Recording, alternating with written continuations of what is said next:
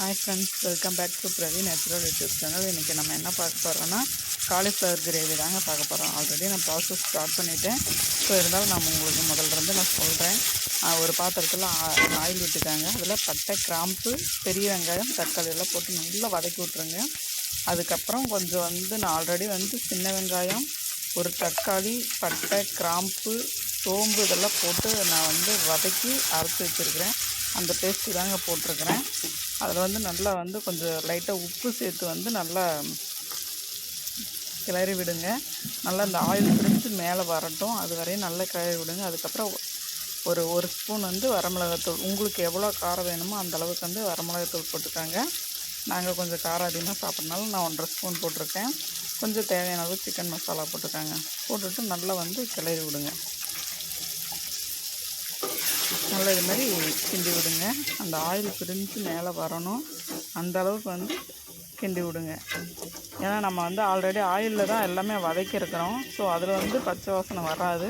But இந்த வரமிளகாத்தூள், தனியாத்தூள், இது சிக்கன் மசாலாலாம் போட்டிருக்கும்போது கண்டிப்பாக அதிலிருந்து அந்த பச்சை ஸ்மெல் வரும்.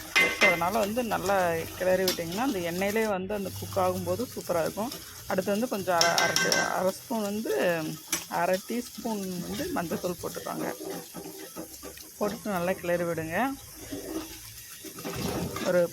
ஒரு 5 மினிட்ஸ் அப்படியே குக் ஆகட்டும். இப்போ பாருங்கள், சூப்பராக அந்த ஆயில் பிரிஞ்சு மேலே வர தெரியுது. இந்த டைமில் ஹாட் வாட்டரில் காலிஃப்ளவர் நான் க்ளீன் பண்ணி வச்சுருக்கேன். ஸோ அதை அப்படியே ஆட் பண்ணிக்கோங்க. அந்த மசாலா கூட தண்ணி எதுவும் இப்போ விட வேண்டாம். அந்த மசாலாவிலேயே கொஞ்சம் நேரம் அது நல்லா வேகட்டும். அப்போ தான் அந்த காலிஃப்ளவரில் மசாலா நல்லா இறங்கி உங்களுக்கு டேஸ்ட்டு, அந்த காய் சாப்பிடும்போது கொஞ்சம் டேஸ்ட் கொடுக்கும். ஸோ அப்படியே நல்லா வேக விடுங்க.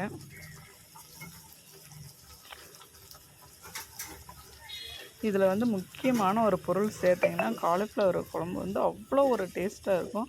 சாப்பிடவே மாட்டேன்னு சொல்கிறவங்க கூட சாப்பிட்ருவாங்க. இன்னும் கொஞ்சம் சேர்த்தியே சாப்பிடுவாங்க. ஒரு பாத்திரம் அளவுக்கு நீங்கள் கிரேவி வச்சாலும் காணாமல் போயிடும். அது என்ன இன்க்ரீடியன்ட்ஸ்னால் சொல்கிறேன் பாருங்கள். இந்த முட்டை, இந்த முட்டை ரெண்டு முட்டை நான் ஆல்ரெடி ஒரு கிண்ணத்தில் வச்சுருக்கேன். ஸோ அந்த கிரேவி நல்லா கொதிச்சிட்டு இருக்கும்போது அதில் ஆட் பண்ணிடுங்க. ரொம்ப போட்டு கிண்ட வேண்டாம். மைல்டாக ஒரு லேசாக ஒரு கலக்கி விடுங்க. அந்த இதை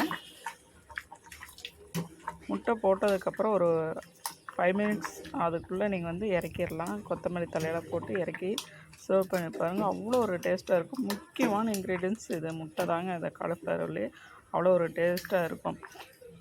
சரி, இந்த வீடியோ பிடிச்சிருந்தா மறக்காமல் லைக் பண்ணுங்கள், ஷேர் பண்ணுங்கள், கமெண்ட் பண்ணுங்கள். நம்ம சேனலை சப்ஸ்கிரைப் பண்ணுங்கள். இது போல வீடியோ வேணுன்னா கமெண்டில் சொல்லுங்கள். உங்களுக்கு நான் சில இன்க்ரீடியன்ஸ் எல்லாம் டிப்ஸ் எல்லாம் தர்றேன்.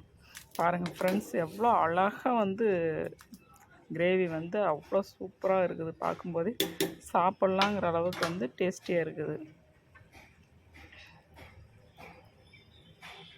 சூப்பரான காலிஃப்ளவர் கிரேவி ரெடி.